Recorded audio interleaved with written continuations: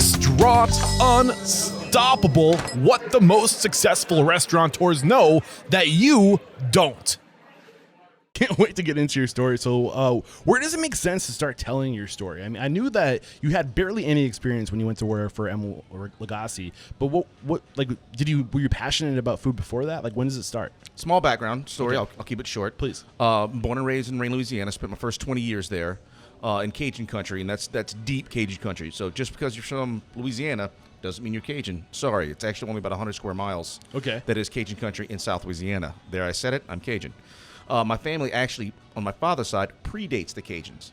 So we were here for several decades before the Cajuns came over, and then my mother's side, they're the ones who brought all the Cajun influence with them.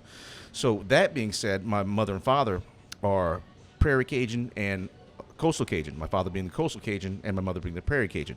Not a lot of people know about that. So I grew up with this dichotomy of Cajun upbringing that I didn't even realize I was getting. Okay. I didn't realize that I was getting all this wonderful Cajun influence. I thought everybody went and shucked oysters that they harvested wild. I thought everybody went fish, cleaned that fish, and their grandmother cooked that fish. That doesn't happen, apparently. No. Not everybody roasts whole pigs. Not everybody has these big, giant crawfish boils. And not everybody peels 50 pounds of shrimp in a clip and freezes them. Right. So I got this culinary upbringing that I didn't know I was receiving, was very lucky to have. So even though everybody cooks in my family, brothers, sisters, aunts, uncles, grandparents, everybody cooks, and everybody, we just live to eat, and it's part of our culture.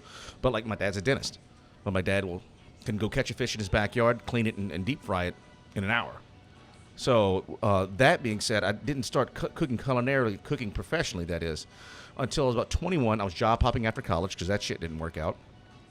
And I worked at this little restaurant called Préjean's in Lafayette, Louisiana, and immediately, like, almost instantaneously fell in love with it. Like, aha, I found it. This is what I want to do for the rest of my life. What was it about the industry that you fell in love with?